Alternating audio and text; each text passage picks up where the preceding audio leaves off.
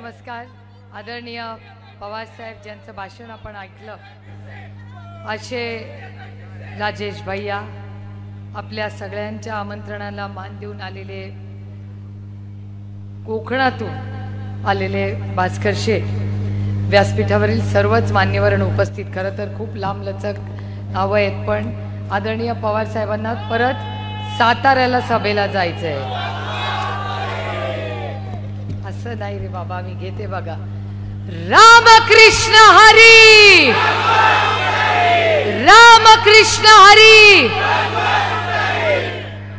उद्यापर्यंत आवाज गुंजना चाहिए. आणि 7 तारखेपर्यंत 7 वाजेपर्यंत इथे वाजवायची आहे. त्याच्यानंतर सगळ्यांची जबाबदारी आहे की आपल्याला अमोलदादा कोल्हे त्यांच्याकडे तुतारी वाजवायला नंतर जायचंय. त्याच्यामुळे 7 तारखेला समजू नका की 7 वाजले, चला आता मी आराम करतो, महाबळेश्वरला जातो.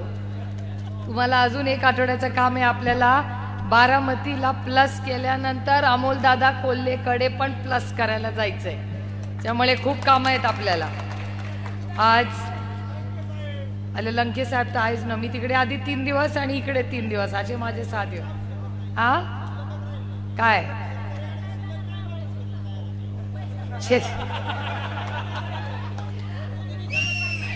कोणी काढून घेतलंय? सगळं काढून घेतलंय. 18% GST. का काय काय चिठ्ठ्या येतात भाषणाच्या आधीच. राजेश भैया आपण आणि भास्कर शेठ या प्रचार सभेसाठी आला, मी आपलं मनापासून स्वागत करते. खरं तर दौंडला मी दर महिन्यातून 1 किंवा 2 वेळा येतेच, त्याच्यामुळे फार काही मी वेळ घेणार नाही आपल्या सगळ्यांचा. कारण का आपल्याला भास्कर शेठचं आणि आदरणीय पवार साहेबांचं भाषण ऐकायचं आणि 5:20 5:30ला पवार साहेबांना निघायचं. पण मी तमाम दौंडकरांचे मनपूर्वक आभार मानते की 3 वेळा मोठ्या संख्येने मतदान करून आपण मला दिल्लीला जायची संधी दिली. याबद्दल तुमच्या सगळ्यांचे मनपूर्वक आभार मानते. आणि ह्यावेळेस 7 तारखेला मतदान आहे आणि माझं चिन्ह बदललेलं. मी पक्ष नाही बदलला, गैरसमज नसावे. माझं चिन्ह का बदललंय हे सगळ्यांनाच माहिती आहे. आणि आपलं चिन्ह आहे 3 नंबर. 3 नंबर 3 असे पॅनल्स आहेत. त्याच्या पहिल्या पानावर 3 नंबरवर आपलं बटन आहे. ते मी सगळं नंतर सांगीनच, पण 3-4 महत्वाचे मुद्दे मला सांगायचे. त्याच्यानंतर आम्हाला सरकार बदलायचंय म्हटलं. एकदम बायकांना काय झालं, सरकार बदलायलाच निघाल्या डायरेक्ट. म्हटलं काय झालं? ते म्हणले माझी एक बहीण शेती करते आणि एक बहीण शहरात राहते. जी शेती करते तिला 22 रुपये लिटर दूध मिळतं, 22 रुपये मिळतात. आणि जी शहरात राहते तिला 70 रुपये दूध. बरोबर? 70 म्हणजे विकत घेताना 70 रुपये आणि शेतकऱ्याला फक्त 22 रुपये. मग मधले 50 रुपये जातात कुठे? मी खरं बोलू नये असं, मी एक महिला आहे, पण तो रोहित बोलतो ना त्याच्यात सत्य आहे. तो म्हणतो ना काय ती कुठली गँग ती रोहितची, मलिदा. हा असलं मी काय बोलत नाही बाई. पण ती जी मधली जी गँग आहे ती गँगच हे मधले 50 रुपये जातात कुठे? त्याच्यामुळे माझी लढाई वैयक्तिक कुणाशीही नाही. माझी लढाई या दिल्लीच्या तख्ताच्या विरोधात आहे, जी आज दमदाटी दौंड मध्ये करतेय. मगाशी आप्पासाहेबांच्या भाषणात का कुणाच्या भाषणात आलं की स्टॅटसला फोटो ठेवला की लोक घरी येतात. मला तुम्हाला सांगायचंय, बिनधास्त टाका स्टॅटसवर फोटो, जिसकी मर्जी आहे फोटो टाका. तुमच्या घरी कोण आलं ना त्याला सांगा थांब जरा माझ्या ताईशी बोला, मला फोन लावून द्या. मला हेच दौंडकरांना सांगायचंय की दडपशाही नाही चलेगी. भाषण करून विकास होणार. आम्ही लोकप्रतिनिधी आहोत, आम्ही भाषण करणार आणि जो जो महाराष्ट्राचा विरोध करेल त्याच्या विरोधात पूर्ण ताकदीने आम्ही लढणार. हे मी आज तुम्हाला सांगायला आले. आणि काय घाबरू नका. परवा मी भाषण ऐकलं, ओ पाणी बंद होईल. काय तुमच्या घरचं पाणी आहे काय? का कॅनॉल तुमच्या घरचं आहे? हे पाणी तुमच्या सगळ्या शेतकऱ्यांचं आहे आणि ते कॅनॉल पण तुमचाच आहे. कोण मायका लाल जन्माला नाही आला. जो दौंड, इंदापूर, बारामतीचा पाणी बंद करू शकेल कोणी नाही. आणि सत्तेमध्ये बसलाय म्हणून असलं करायचं नाही. मी जरा वेगळा शब्द वापरणार होते पण जरा आवर्त घेतलं. कारण मी तुम्हाला सांगते, मी कधी असं भाषण करत नाही, पण आग मस्तकाला माझ्या कधी जाते जेव्हा सर्वसामान्य जो शोषित आहे, वंचित आहे, पीडित आहे त्याच्या समोर तुम्ही जेव्हा वाईट वागता. जे मोठे असतात त्यांच्या समोर तुम्ही लोटांगण घालता आणि तो गरीब आहे, कष्ट करणार आहे म्हणून त्याचं पाणी बंद करता. अरे हिम्मत असेल ना, उठल्या पंगा लेना है ना तो अपने ताकतवर से लो. अरे वो बेचारा गरीब के पीछे क्यों पडे हो. आणि सत्ता कशासाठी तुम्हाला पाहिजे? सत्ता विकास करायला पाहिजे ना. मग कुणाचा विकास करायचा आहे तुम्हाला? मग त्या मलिदा गँगचा आता आपल्याला थोडासा काहीतरी करावं लागेल. हा,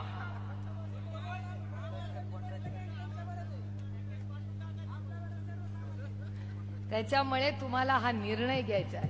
आणि मी तुम्हाला शब्द देते की दौंड, इंदापूर, बारामती, पुरंदर, हवेली, भोर, वेल्ला, मुळशी, खडकवासला, बारामती लोकसभा मतदारसंघात कुणालाही धमकी आली तर फोन डायरेक्ट माझ्या मोबाईलवर डायव्हर्ट करायचं. काय बोलायचं ते मी बोलीन तुमच्या वतीने. दडपशाही नाही चलेगी. आणि जोपर्यंत तुमची ही बहीण आहे ना तोपर्यंत ढाल बनून तुमच्या समोर उभी राहील. पण तुमच्या एक पण आहे. आणि मी तर दर महिन्याला 15 दिवसाला दौंडला असते. तुम्हाला काय प्रॉब्लेम आहे? आपल्याकडे काय प्रॉब्लेम नाही असले. त्याच्यामुळे तो कुठलाही विचार तुम्ही करू नका. कोणी तुमचा ऊस पण अडवणार नाही. मला कानावर काही गोष्टी येत आहेत की काही तिकडच्या भागात, इकडे नाही तिकडे जरा बिगवण वगैरेच्या भागात, समजने वाले को इशारा काफी आहे, तिकडे आहेत एक दोन लोक.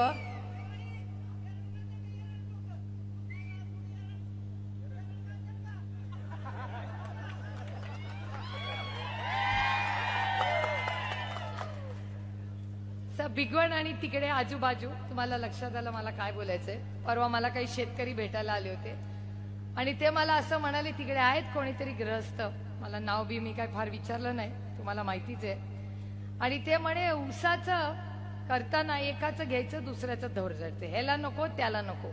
मी तुम्हाला शब्द देते की अशा कुठल्याही चुकीच्या घटना जर कुठेही तालुक्यात, या बाजूला होत नाहीत, कानावर काही आलेलं नाही, पण त्या बाजूला येतात असं म्हणे.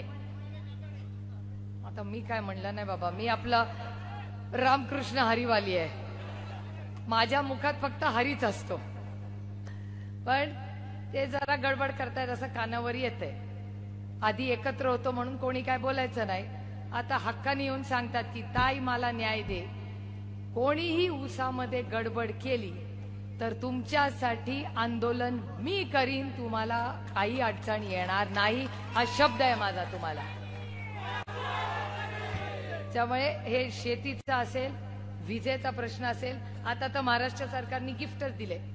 आता तुम्हाला जेव्हा येईल ना मतदानाच्या आदल्याच दिवशी जेव्हा बिल येईल तेव्हा वाढलेलं बिल येणार आहे. आणि ते सांगतात ना असं मतदान झालं तरच विकास होईल, तसं मतदान.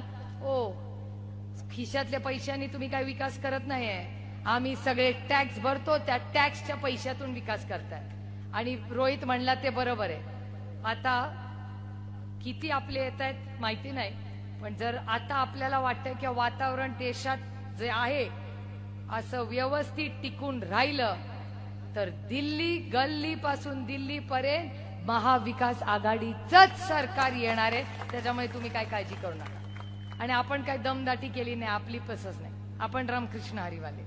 त्याच्यामुळे आता त्यांनी दमदाटी केली म्हणून आपण काय करणार नाही, त्याची काही चिंता करू नका. तुम्ही फक्त इलेक्शनच्या तयारीला लागा. जिल्हा परिषद, पंचायत समिती, ग्रामपंचायत, कारखाना, बँक,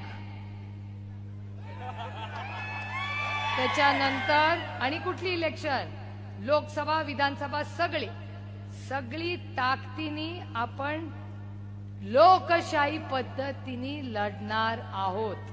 त्याच्यामुळे लोकसभा झाल्यानंतर आपल्याला ताकदीने सोसायटीचं इलेक्शन पण आपण लढणार आहोत, कारण का त्याच्यातूनच कार्यकर्ते तयार होणार. आज मी आप्पासाहेबांना म्हणत होते की इतके वर्ष आपण एक होतो तेव्हा सभा व्हायची, चांगली व्हायची. सगळे एकत्र होते, गुणागोविंदांनी चाललं होतं. पण एवढी मोठी सभा खरंच दौंडमध्ये फार दिवसांनी चालली आणि नुसती मोठी सभा नाहीये, त्या जबेत जिवंतपणा आहे. त्याच्यामुळे आज आपण इथे आलात. रात्र वैर्याची आहे. 2-4 दिवस काय होईल काय सांगता येत नाही. अहो तसं नाही. सरस्वती, लक्ष्मी, अन्नपूर्णा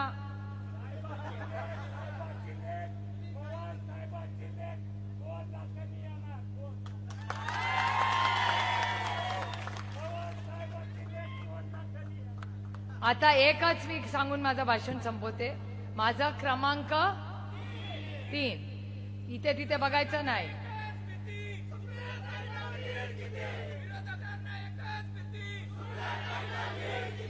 मला वाटतं सांगायची गरजच नाही. 3 नंबरला आहे, तुतारी वाजवणारा माणूस आहे.